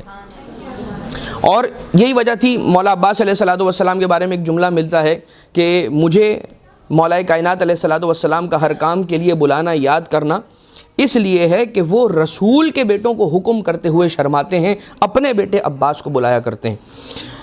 یہ آپ بہت کثرت کے ساتھ دیکھیں گے کہ رسالت مآب، بلکہ رسالت مآب کا خود کا یہ جملہ ہے، حدیث مبارک کے اندر فرماتے ہیں کہ حسن اور حسین میرے دو بیٹے ہیں. کیوں؟ جب رسول کو ابتر نعوذ باللہ من ذالک کا طعنہ دینے والوں کی آوازیں بڑھیں، پروردگار عالم نے ان کی زبانوں کو خاموش کرنے کے لیے اپنے حبیب کے دل کے سکون کے انتظام کے لیے جناب سیدہ سلام اللہ علیہا کا تحفہ ہدیہ کیا. اور یہ ایسی بابرکت بیٹی ہے مبارکہ، بی بی کا ایک لقب ہے مبارکہ، بلکہ یہ لقب بھی ہے. اور آسمانوں میں بی بی کو جن 9 ناموں کے ذریعے سے یاد کیا جاتا ہے ان 9 ناموں میں سے ایک نام بی بی کا مبارکہ بھی ہے. مبارکہ یعنی کہ بابرکت بیٹی. ایک مبارکہ جناب سیدہ سلام اللہ علیہا کو کہا گیا اور ایک مبارک امام رضا علیہ السلام نے اپنے بیٹے امام محمد تقی جواد علیہ السلام کو بھی فرمایا ہے کہ میرا بیٹا سلسلہ ائمہ علیہم السلام میں سب سے زیادہ بابرکت ہے. کیوں کہا گیا؟ ایک وجہ ہے کہ جو کامن وجہ ہے جو دونوں کیسز کے اندر ہے، رسالت مآب کے کیس میں بھی اور امام رضا علیہ السلام کے کیس میں بھی، اور وہ یہی ہے کہ جس طرح سے رسول اکرم کو نعوذ باللہ من ذالک ابتر کے طعنے دیے جاتے تھے، اسی طرح سے مولا رضا علیہ السلام کو بھی لوگ ابتر کے طعنے دیا کرتے تھے، اس وجہ سے کہ آپ کے عقد مبارک کو تقریباً 35 سال کا عرصہ گزرا تھا اور آپ کے یہاں پر اولاد نہیں تھی. اور روایتوں کے مطابق مولا رضا علیہ السلام کی کل ایک ہی اولاد اور وہ بیٹا امام محمد تقی علیہ السلام ہے کہ جن کو کہا گیا کہ یہ بابرکت بیٹا ہے.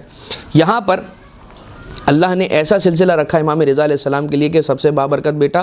اور آپ دیکھ لیجئے سادات کے اندر ہر جو جناب سیدہ سلام اللہ علیہا کی آل سے تعلق رکھنے والے ہیں ان میں ائمہ اطہار علیہ السلام کی جتنی اولادوں کا سلسلہ ہے بیان کیا جاتا ہے. ایگزیکٹ تو ہم نے خود سروے نہیں کی ہے، سنا ہے، اور جو معروف ہے وہ یہ ہے کہ امام رضا علیہ السلام کی آل سے تعلق رکھنے والے سادات سب سے زیادہ کثرت کے ساتھ ملتے ہیں. اب عموماً ہوتا یہ ہے کہ جب یہ بات بیان کی جاتی ہے تو پھر دوسرے سادات، کاظمی سادات اور جو دیگر سادات کرام ہیں وہ آ کر شکایت کیا کرتے ہیں کہ آپ نے ایسا کہا. بات صرف اور صرف یہی ہے کہ سب کے سب، چاہے رضوی ہوں، چاہے کاظمی ہوں، چاہے زیدی ہوں، سارے کے سارے ہیں آل فاطمہ زہرا، ان کی رگوں میں خون جناب سیدہ گزر رہا ہے. لیکن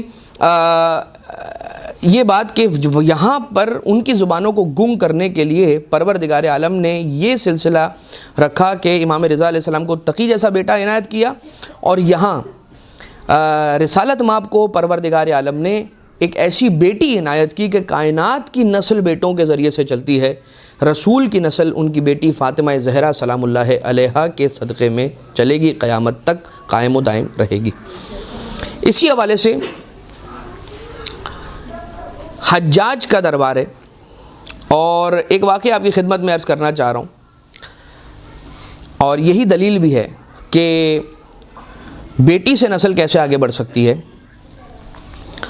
حجاج کا دربار ہے، اور حجاج وہ تھا کہ عید قربان کا دن ہے اور شعبی کر کے اس کا حجاج کا ایک قاضی القضات ہے، چیف جسٹس، جو اسلامی حکومتیں ہوا کرتی تھی ان کے اندر اس دور کے اندر ایک چیف جسٹس ہوا کرتا تھا، اور اس پوسٹ کے اوپر آنے کے لیے ایلیجبل وہ ہوا کرتا تھا کہ جسے اس دور کے اندر سب سے بڑا عالم تسلیم کیا گیا ہو۔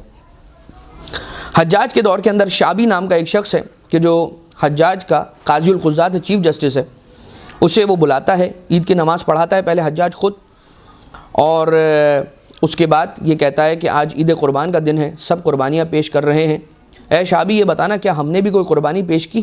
کہا نہیں۔ کہا تو پھر کیوں قربانی پیش نہیں کرتے؟ پروردگار کی بارگاہ میں جاؤ، زندان کے اندر جو علی کے ماننے والے قید ہیں ان میں سے کسی ایک قیدی کو لے کر آؤ، اس کے گلے پر چھری چلائیں گے، اس کا خون بہائیں گے اور اس کی قربانی کو اللہ کی بارگاہ میں آج کے دن پیش کریں گے۔ شعبی کہنے لگا کہ اے بادشاہ آپ انسان کو قربان کریں گے، انسان کے گلے پر چھری چلائیں گے؟ آج کے دن تو حیوان کو، جو حلال گوشت حیوان ہے اسے ذبح کرنے کا پروردگار عالم نے اسے قربان کرنے کا حکم دیا ہے۔ کہا اب ذرا سنیے گا، یہ آیت پڑھی اس نے، بسم اللہ الرحمن الرحیم، اطیعوا اللہ و اطیعوا الرسول و اولی الامر منکم۔ بسم اللہ الرحمن الرحیم، رب طالع القرآن والقرآن یلعنو، کچھ لوگ ایسے ہیں کہ جو قرآن کریم کی آیت کی تلاوت کرتے ہیں، اور جس وقت وہ قرآن کی تلاوت کر رہے ہوتے ہیں اسی وقت اسی آن میں قرآن کی آیتیں ان پر لعنت کر رہی ہوتی ہے۔ حجاج اس کا مصداق ہے، اس آیت کا مصداق ہے حجاج۔ کہتا ہے کہ اللہ کی اطاعت کرو، اس کے رسول کی، اور اولی الامر، میں اولی الامر ہوں نعوذ باللہ من ذالک، میری اطاعت کرو۔ اور اس کے بعد وہ کرتا، مرتا کیا نہ کرتا، لے کر آیا، اور جس علی کے چاہنے والے کو لے کر آیا اس کا نام تاریخ میں یحییٰ ابن یعمر ملتا ہے۔ یحییٰ ابن یعمر ایک بوڑھا سا شخص ہے جس کی سفید ریش ہے، اور نہ جانے کتنے عرصے سے قید میں ہوگا، زندان کے اندر ہوگا حجاج کے۔ اور وہ کہتا ہے، اب شعبی کہتا ہے کہ میرے ذہن کے اندر آیا کہ میری آنکھوں کے سامنے قتل کر دے گا۔ تھا مسلک جعفری سے اس کا تعلق نہیں تھا شعبی کا، جو قاضی القضات ہے، لیکن اہل بیت کی محبت دل میں رکھنے والا یہ شخص تھا جو کہ قاضی القضات ہے۔ کہتا ہے میں نے کوشش کی کہ کسی طرح سے اس کا قتل ملتوی ہو جائے، یہ قتل ہونے سے بچ جائے میری آنکھوں کے سامنے، اور ایک آفر رکھتا ہے حجاج کے سامنے، کہتا ہے دیکھ اس کو رأسن، اس کو صراحتاً قتل نہ کر دے، اسے ایک موقع دے، زندگی کا ایک موقع دے، اسے جینے کا ایک موقع دے، ایک کام کر، اس سے ایک سوال کر، اگر اس سوال کا جواب دے دے تو اسے آزاد کر دے۔ تو کہنے لگا ٹھیک ہے میں سوال کروں گا، لیکن میں اس سے بہت مشکل سوال کروں گا۔ کیا مشکل سوال کروں گا؟ کہنے لگا کہ تم علی کے چاہنے والے یہ کہا کرتے ہو، تم شیعہ یہ کہا کرتے ہو کہ حسن و حسین رسول کے بیٹے تھے، حالانکہ در حقیقت فرزند جناب سیدہ تھے، تو رسول کے بیٹے تو نہ ہوئے، اس لیے کہ وہ نسل رسول سے نہیں، نسل علی سے ہیں، نسل سیدہ سے نہیں ہے، کیونکہ نسل بیٹوں سے آگے بڑھتی ہے، بیٹیوں سے آگے نہیں بڑھتی، اور رسول کا کوئی بیٹا نہیں تھا۔ کہا اگر تم یہ دعویٰ رکھتے ہو تو اس کی دلیل پیش کرو قرآن کریم کی کسی آیت کے ذریعے سے۔ کہا یہ تو بہت آسان سوال کیا آپ نے، میں تو قرآن کریم کی آپ کو آیت سناتا ہوں۔ یہ کہہ ہی رہا تھا، اس نے وہیں پر اس کو روکا، کہا سٹاپ، کہا خبردار مجھے آیا مباہلہ نہ سنانا۔ اگر دیکھیے کیا اس آیت مباہلہ کے اندر کیا ہے، ابناءنا و ابناءکم، ابنا بیٹوں کی منزل پر رسالت مآب کنہیں لے گئے؟ حسنین علیہ السلام کو لے کر گئے، امام حسن امام حسین علیہ السلام کو لے کر گئے۔ تو یہ حجاج کہتا ہے کہ خبردار آئے مباہلہ نہیں سنانا، اس کا مطلب کیا ہوا کہ بہت اچھے سے جانتا ہے کہ اہل بیت کا مقام کیا ہے، مگر اس کے بعد بھی یعنی کہ جاننا فقط یہ فائدہ نہیں پہنچاتا، دل میں اگر نور ایمان روشن نہیں ہے تو صرف انفارمیشن، صرف جانکاری یہ فائدہ نہیں پہنچاتی۔ اچھا اسی لیے کہا گیا جو ہدایت ہے نا کہ اللہ جسے چاہے ہدایت دے، جسے چاہے چھوڑ دے، وہ ہدایت ہم اہل بیت علیہ السلام کی محبت ہے کہ جسے چاہے ہدایت دے دے، اور یہ نور ایمان اگر کسی کے دل کے اندر روشن ہو جائے تو پھر پروردگار عالم اسے راہ حق صراط مستقیم خود بخود الہام کیا کرتا ہے اس محبت عظمیٰ کے صدقے میں، اسے خود سمجھ میں آنے لگتا ہے، آہستہ آہستہ کسی ایسے کے پاس پہنچ جائے گا جو اس کی ہدایت کر دے گا، اس کے کانوں میں ایک ایسی بات پڑ جائے گی کہ جو اس کے سوال کا جواب بن جائے گی، اور اس کے بعد وہ راہ حق اس کے لیے روشن ہوتی چلی جائے گی۔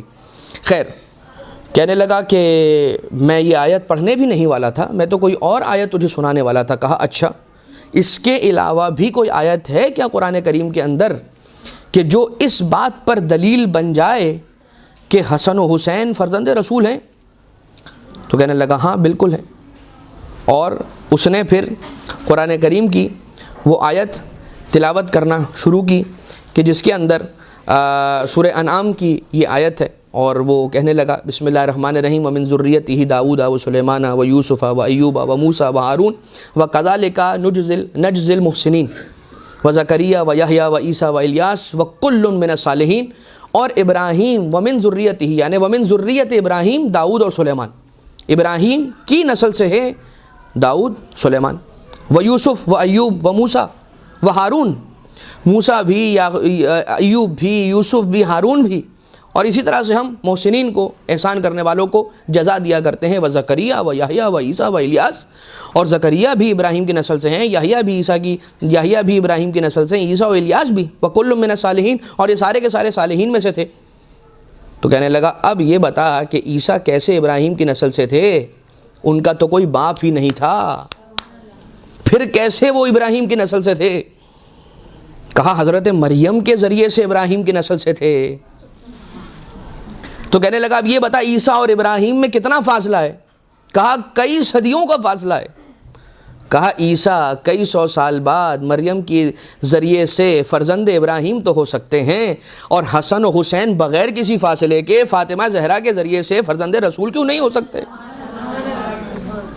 شابی یہ کہتا ہے، شابی کوئی ہلکا شخص نہیں تھا، پڑھا لکھا تھا، حافظ قرآن جو کہ تاریخ کے اندر ملتا ہے حافظ قرآن تھا شابی۔ کہتا ہے فَكَأَنَّمَا سَمِعْتُ هَٰذِهِ الْآيَةَ أَوَّلَ مَرَّةٍ، مجھے اس دن اس مؤمن کی زبان سے یہ آیت سن کر ایسا لگا کہ آج پہلی مرتبہ اس آیت کی تلاوت سن رہا ہوں۔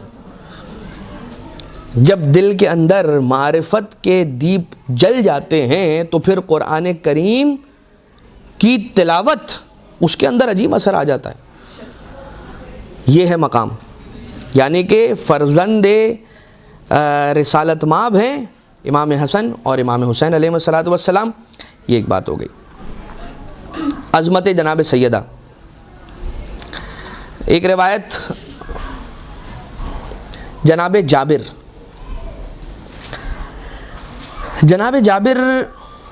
ابن عبداللہ انصاری، انہوں نے امام محمد باقر علیہ السلام کا جو دور دیکھا، امام باقر علیہ السلام سے جو ان کی ملاقات تھی، آپ سوچئے کہ کس عالم میں تھی کہ نابینا تھے، بڑھاپا کمال کو تھا، اور اس کے بعد مدینہ کی گلیوں میں امام باقر علیہ السلام سے ملاقات سے کچھ عرصہ پہلے تک گلیوں کے اندر، مدینہ کی گلیوں میں عین الباقر کہتے ہوئے پھرا کرتے تھے، اور لوگ انہیں دیوانہ کہتے تھے۔ جس کو اہل بیت کے در سے کوئی خاص عنایت ہوئی ہے، چاہے بہلول ہو، چاہے میسم ہو، چاہے جابر ہو، لوگ انہیں دیوانہ کہتے تھے۔ جو سمجھ نہ سکے اہل بیت کے ایک دانہ کے اس علم کو جو اہل بیت نے انہیں دیا ہے، اسے دیوانہ کہتے رہے، تو سوچئے کہ ان اہل بیت کے جنہوں نے وہ علم، اس علم کا ایک حصہ انہیں بھیک میں دیا ہے یا انہیں عطا میں دیا ہے اپنے کرم کے صدقے میں، خود ان کے علم کا کیا عالم ہوگا۔ لیکن جناب جابر جب ملاقات کے لیے آئے اور ملاقات ہوئی اور رسالت مآب کا سلام جناب جابر نے امام باقر علیہ السلام کی خدمت میں عرض کیا، تو اس کے بعد یہ کہنے لگے کہ مولا کوئی حدیث مجھے سنائیے، کوئی حدیث مجھے سنائیے، اور کیسی حدیث سنائیے؟ قادتنا کے اندر سید ہادی ملانی نے اس کو لکھا ہے، کہتے ہیں کہ مجھے اپنی جدہ جناب سیدہ سلام اللہ علیہا کی فضیلت کی کوئی ایسی حدیث سنائیے کہ جب وہ حدیث میں ان کے چاہنے والوں کو سناؤں تو ان کے دل مفروح ہو جائیں، یعنی کہ فرحیاب ہو جائیں، خوش ہو جائیں۔ امام علیہ السلام ارشاد فرماتے ہیں کہ اذا کان یوم القیامہ، جب قیامت کا دن ہوگا تو پروردگار عالم نور کے ممبروں کو سجائے گا۔ مقام جناب سیدہ کو دیکھیے، اور اس کے بعد دیکھیے کہ یہ جو سیریمنی ہو رہی ہے نا، جس کا ابھی میں آپ کی خدمت میں ذکر کرنے لگا ہوں، اس کا کیا عالم ہے۔ قیامت کا دن ہوگا، اس دن پروردگار عالم نے اپنے سارے انبیاء، اوصیاء، اولاد انبیاء کو جمع کیا ہوگا، اور پروردگار عالم قیامت کے دن انبیاء اور مرسلین کے لیے نور کے ممبروں کو نصب کرے گا۔ جب انبیاء اور مرسلین کے نور کے ممبر لگے ہوئے ہوں گے، ان تمام ممبروں میں سب سے اعلیٰ اور بلند ترین ممبر میرا ہوگا، رسالت مآب ارشاد فرما رہے ہیں۔ اور جب میں اس نور کے ممبر پر جا کر بیٹھوں گا تو آواز قدرت ہی آئے گی، یا محمد اخطب، اے میرے حبیب خطاب فرمائیے۔ اور اس کے بعد ایک ایسا خطبہ جاری ہوگا میری زبان سے کہ جیسا خطبہ انبیاء اور مرسلین نے اس دن سے پہلے سماعت نہ کیا ہوگا، نہ سنا ہوگا۔ ایک بار پھر پروردگار عالم اوصیاء انبیاء کے لیے نور کے ممبروں کو لگائے گا، اور ان سارے ممبروں میں میرے وسیع علی ابن ابی طالب کا ممبر سب سے اعلیٰ اور سب سے بلند ہوگا۔ علی ابن ابی طالب اس ممبر پر تشریف لے جائیں گے اور آواز قدرت آئے گی، یا علی اخطب، خطاب فرمائیں، خطبہ دیں۔ مولا کائنات علیہ السلام خطبہ ارشاد فرمائیں گے، ایسا خطبہ کہ جو اوصیاء انبیاء میں سے کسی نے پہلے نہیں سنا ہوگا۔ اور اس کے بعد اولاد انبیاء اور مرسلین کی اولادوں کے لیے ممبر لگیں گے، اور ان میں رسالت مآب فرماتے ہیں کہ میرے حسن و حسین کا ممبر سب سے بلند ہوگا، اور انہیں کہا جائے گا اخطبا، آپ دونوں خطاب کریں، اور 2 خطبے ارشاد کریں گے میرے نواسے، ایسے خطبے جو اولاد انبیاء و مرسلین نے کبھی پہلے نہ سنے ہوں گے۔ اتنے میں ایک آواز آئے گی، ایک منادی ندا دے گا، وہو جبرائیل، وہ جبرائیل ہوں گے، اینا فاطمہ بنت محمد، اینا مریم بنت عمران، اینا آسیہ بنت مزاحم، اینا آسیہ۔ ان بیبیوں کے نام لیے جائیں گے اور سوال کیا جائے گا یہ بیبیاں کہاں ہیں۔ اس کے بعد روایت یہ بیان کرتی ہے کہ پروردگار عالم یعنی آواز قدرت آئے گی، لمن الکرم کرم ھذا الیوم، آج کے دن کرم کس کے لیے ہے؟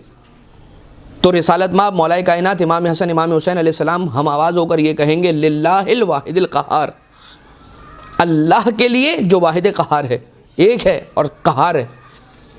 تو پروردگار عالم اس جواب کو سن کر یہ کہے گا کہ اچھا جب میرے لیے ہے نا کرم، تو اپنا سارا کا سارا کرم آج کے دن میں نام کرتا ہوں محمد و علی و فاطمہ و حسن و حسین کے لیے۔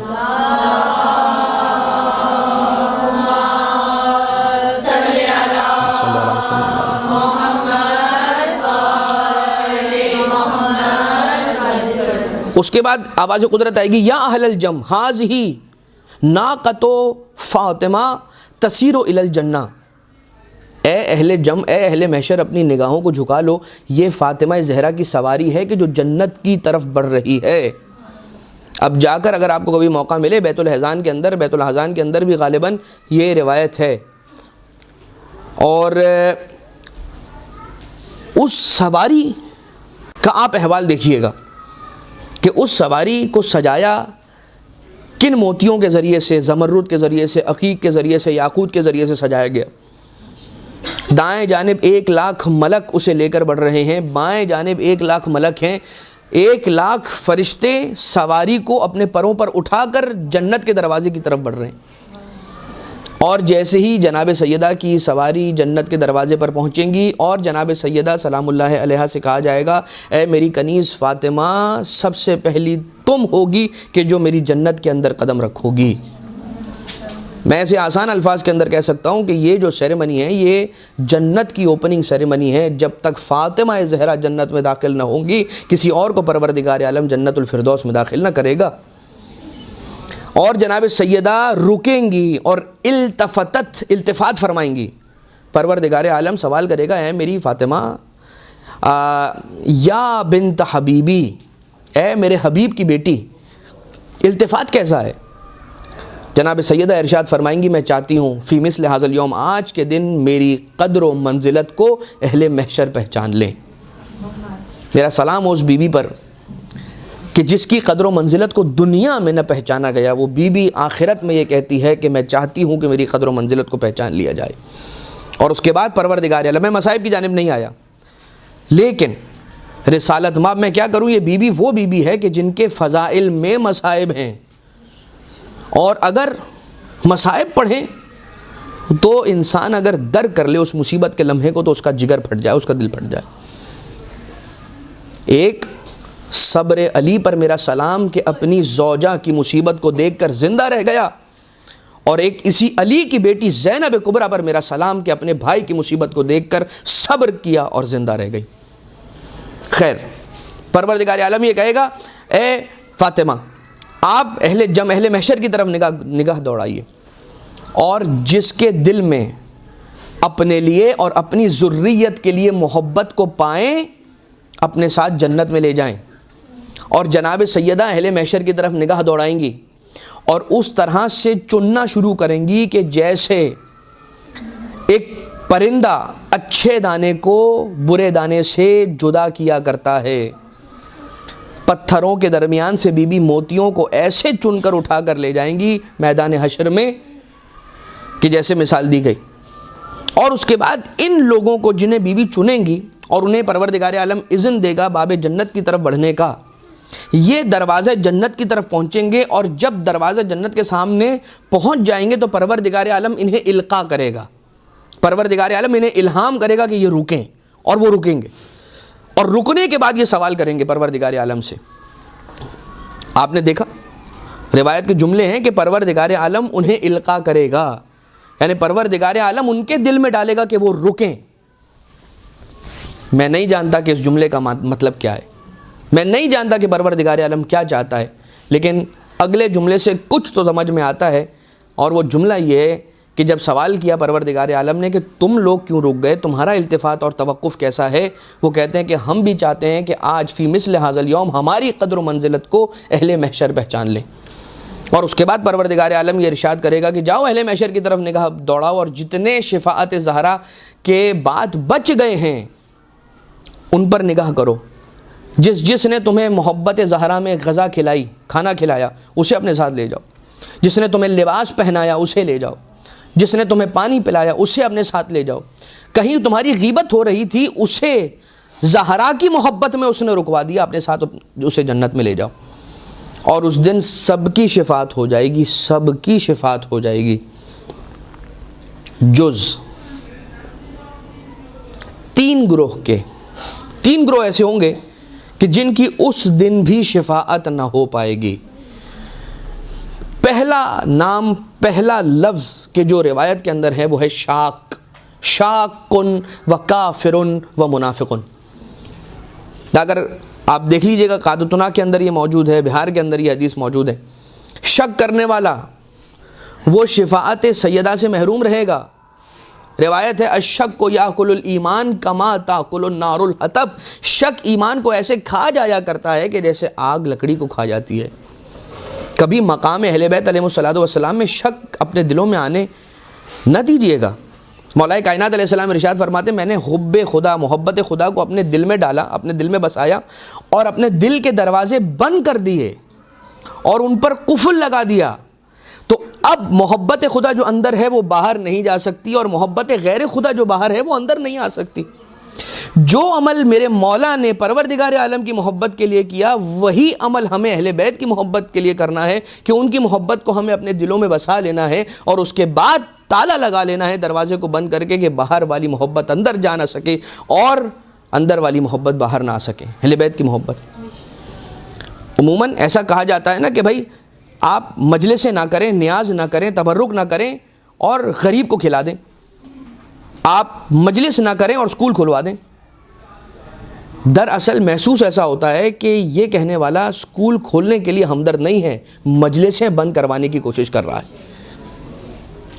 بہت سی مرتبہ کہا جاتا ہے کہ حدیثوں کو چھوڑیے قرآن کافی ہے۔ بھیا یہ سب سے پہلی بات جو بہت زیادہ ہمارے اندر سے بھی اب آوازیں اٹھنا شروع ہو گئی ہیں کہ فقط قرآن، یہ تو ہم اہل بیت کا وتیرہ ہی نہیں رہا ہے، یہ تو اعتراض، اور یہ بات کبھی اہل بیت کے شیعوں نے کی ہی نہیں ہے، یہ اعتراض تو اغیار کا جملہ ہے، یہ جملہ اغیار کا جملہ ہے کہ ہمارے لیے قرآن کافی ہے۔ قرآن کافی ہے کس نے کہا تھا؟ جا کر تاریخ میں دیکھیے تو صحیح۔ اور اگر صرف قرآن لیا اور اہل بیت کو چھوڑ دیا تو یاد رکھیے گمراہ ہو جائیں گے۔ میں کسی شرم کے بغیر یہ بات کہہ رہا ہوں اور کسی تذبذب کے بغیر یہ بات کر رہا ہوں، کیوں رسالت مآب کا جملہ ہے۔ انی تارکن فیکم الثقلین کتاب اللہ و اطرتی اہل بیتی ما ان تمسکتم بہما، اگر ان دونوں سے تمسک کیا تو لن تضلوا بعدی ابدا، پھر کبھی نفی ابدی ہے پھر اگر ان دونوں پر کیا تو۔ لیکن رسالت امام علیہ الصلوۃ والسلام نے جو یہ بیان فرمایا، اس کے اندر آخر کے اندر ایک جملہ ہے کہ اب جب یہ افراد بچ جائیں گے جو تین گروہ ہیں، شاک، کافر، منافق، یہ افراد افسوس کر رہے ہوں گے اور یہ کہیں گے کہ پروردگار عالم کاش ہمیں واپس پلٹا دیا گیا ہوتا، اگر ہم واپس پلٹ جاتے تو اپنا عمل ٹھیک کر کے آ جاتے۔ امام علیہ السلام فرمائیں گے کہ من الکاذبین، کانوا من الکاذبین، ہم من الکاذبین، یہ سارے کے سارے جھوٹے ہیں، اگر انہیں واپس بھی پلٹا دیا گیا ہوتا تو انہوں نے وہی کرنا تھا کہ جو یہ کر رہے تھے۔ مقام شفاعت پروردگار عالم میدان حشر میں جناب سیدہ سلام اللہ علیہا کو عطا کرنے والا ہے، اس کے اندر کسی شک و شبے کی گنجائش نہیں ہے کہ جو کہا جاتا ہے نا کہ فاطمہ میرا ٹکڑا ہے، فاطمہ میرا ٹکڑا ہے۔ رسالت مآب اگر رسول ہیں، حضور اگر رسول ہیں تو فاطمہ رسالت کا ٹکڑا ہے، اگر حضور نبی ہیں تو فاطمہ نبوت کا ٹکڑا ہے، اگر حضور معصوم ہیں تو فاطمہ عصمت کا ٹکڑا ہے۔ اور آپ دیکھیے اب علماء نے اس انداز سے بیان کیا کہ جس انداز سے مباہلہ میں بی بی کا آنا، درمیان میں بی بی ہیں، آگے رسالت مآب ہیں اور بی بی کی پشت پر مولا کائنات علیہ السلام ہے، جہاں ایک تو بی بی پردے میں ہے اور ایسا پردہ کہ صرف بی بی کا وجود اقدس پردے میں نہیں ہے بلکہ بی بی کے قدموں کے نشان بھی ایسے پردے میں رہے کہ جہاں سے رسول کے قدم مبارک اٹھتے تھے وہاں بی بی کا قدم پڑتا تھا، جہاں سے بی بی کا قدم اٹھتا تھا وہاں علی کا قدم پڑتا تھا۔ جس بی بی کے حجاب کا یہ عالم ہو کہ جس کے نقش پاک کو سورج نے نہ دیکھا ہو، اگر اسے ہم حجاب اللہ کہیں تو یہ غلط نہ ہوگا۔ اور مجھے نہیں معلوم کہ رسالت ماں بار بار اس دور کے اندر یہ کیوں کہا کرتے تھے۔ ایک مرتبہ بی بی رسالت ماں اپنی اس بیٹی کو گھر سے باہر لے کر آئے مدینہ کے اندر اور لوگوں کو جمع کیا اور کہنے لگا کہ جو اسے جانتا ہے، من عرفہا فقد عرفہا ومن لم یعرفہا فقد یعرف، پس جان لے کہ یہ فاطمہ ہے، انہا ابنتی فاطمہ، من آزاہا فقد آزانی۔ رسالت مآب کا بار بار یہ کہنا، اب یہ ایک جگہ کی نہیں ہے کہ رسالت مآب نے صرف اپنی حیات طیبہ میں ایک مرتبہ فرمایا کہ فاطمہ کو اذیت دینا مجھے اذیت دینے کے برابر ہے، صرف ایک مرتبہ نہیں کہا رسالت مآب نے، مسلسل رسالت مآب یہ بیان کرتے رہے۔ رسالت مآب جناب سیدہ کے لیے بھی کہتے رہے اور رسالت مآب مولا حسین علیہ السلام کے لیے بھی اس انداز سے کہتے رہے کہ مسجد نبوی کے اندر خطبہ دے رہے ہیں، نواسہ مسجد نبوی میں داخل ہوا، دامن الجھا، نواسہ گرا، رسالت مآب نے خطبہ روکا، ممبر سے اتر کر نواسے کو لے کر اپنے زانو پر بٹھایا۔ نواسے کے زانو پر آنے سے پہلے رسول کے خطبے کا کیا عنوان تھا نہیں معلوم، نواسہ آ گیا، عنوان خطبے کا رسول کی معرفت حسین بن گیا۔ جو جانتا ہے جانتا ہے، جو نہیں جانتا جان لے حسین ہے، اس کو اذیت دینا مجھے اذیت دینا۔ یہ رسالت مآب کا اس انداز سے کہنا اس بات کی طرف اشارہ ہے کہ ایک ایسا دور آنا ہے کہ اس دور کے اندر میری اس بیٹی فاطمہ کو اذیت دی جائے گی، اپنا نام اذیت دینے والوں میں نہ لکھوانا۔ مگر مجھے نہیں معلوم وہ کیسے افراد تھے مدینہ کے کہ جو اپنے آپ کو مسلمان بھی کہتے تھے اور رسول کے اس اشارے، رسول کے اس قول کو بھول گئے اور رسول کا غدیر میں کہا ہوا قول وہ بھی بھلا بیٹھے، یا بھلا بیٹھے یا جانتے بوجھتے اسے فراموش کیا۔ ایک یہ بات۔ اور وقت آخر جناب سیدہ سلام اللہ علیہا کا وصیت کرنا ایک بہت اہم نقطہ کہ میرے جنازے میں انہیں نہ آنے دینا کہ جنہوں نے مجھے اذیت دی ہے۔ آئے تھے ملنے کے لیے، مولا کائنات علیہ السلام سے کہا، مولا کائنات نے کہا کہ میں سیدہ کی اجازت کے بغیر تمہیں نہیں ملنے دے سکتا۔ جناب سیدہ سے اجازت لی گئی، اصرار ہوا، مولا کائنات علیہ السلام کے کہنے پر انہیں جانے دیا گیا، سلام کیا گیا، جناب سیدہ نے جواب نہ دیا۔ یہ کس بات کی دلیل ہے؟ یہ کیا سمجھاتا ہے ہمیں؟ دو ہی باتیں ہو سکتی ہیں۔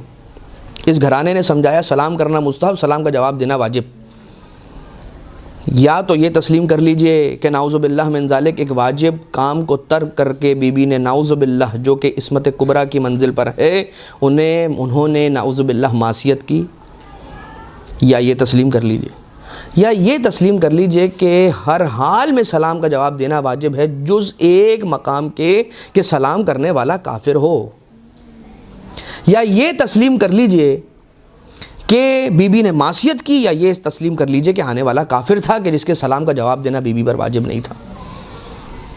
اور اس کے بعد جناب سیدہ جب یہ افراد واپس چلے گئے تو جناب سیدہ نے کہا کہ وہ وصیت کی کہ جو بہت معروف وصیت ہے، کہ جس کے اندر جناب سیدہ یہ کہتی ہیں کہ وہ افراد میرے جنازے میں قطعاً نہ آنے پائیں کہ جنہوں نے مجھے اذیت دی۔ ایک درود بھیجیں سارے مل کر محمد و آل محمد پر۔